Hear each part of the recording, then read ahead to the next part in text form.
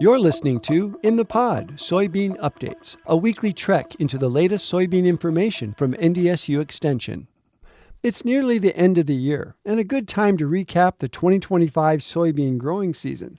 Ana Carcedo, NDSU Extension agronomist, has the ups and downs of the year's growing season in part one of the 2025 growing season wrap-up. Ana, let's start at the beginning of the 2025 growing season. How was the startup?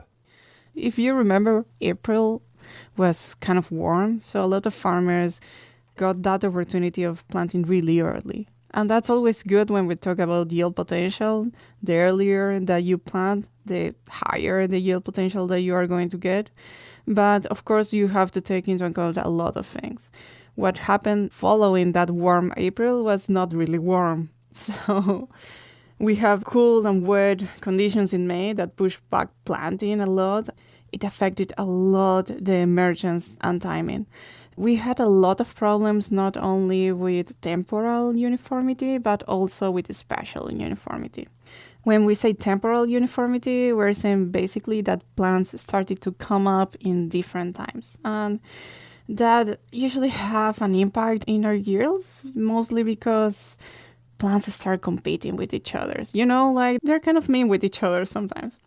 So there was a lot of replanting this season. Some northern and central areas require replanting due to these early port stands. Something that it was really highlighted in the central areas was crusting. When we think about our systems, our farming systems, there is a huge component that's tillage.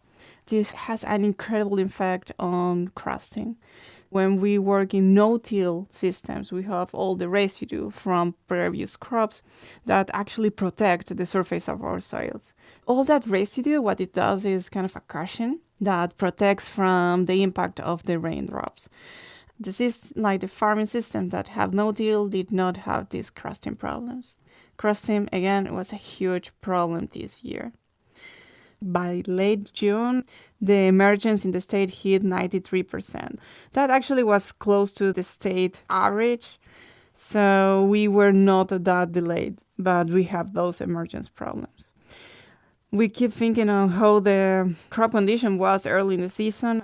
33% of the fields were qualified fair, which is not good. Around 50% of the fields were good. This is just showcasing again the resiliency of soybeans. We have a really rough start. We were able to catch up. What other challenges did soybean farmers face? As we get quite a bit of rain and it was really wet, all saturated soils show it IDC. If you have carbonates in your soil and you have moisture, those carbonates dissolve to bicarbonates. They rise the pH of your soil, make the iron that's in your soil unavailable for the plant for outtake. You are going to see more IDC in these wet conditions. IDC was kind of one of the starts of the season. It really showed up this year. When we're talking about IDC, also something that you have to consider is when you are seeing those symptoms. When you have 5 leaves completely expanded, 3 trifoliated leaves, you are going to start seeing yield penalties. So if your crop had IDC symptoms and you were like with 5 expanded leaf, then you probably had a yield impact. Something that you might consider, even though we never know if we are going to have these wet conditions every year. So something that you might consider is using IDC resistant varieties. And that's the best way to cope with these problems. Thanks, Ana. Our guest has been Ana Carcedo, NDSU Extension agronomist. Next week, we'll continue with part 2 of the growing season wrap-up and take a look into the 2026 growing season. You're listening to In the Pod, Soybean Updates, a weekly trek into the latest soybean information from NDSU Extension, supported by the North Dakota Soybean Council.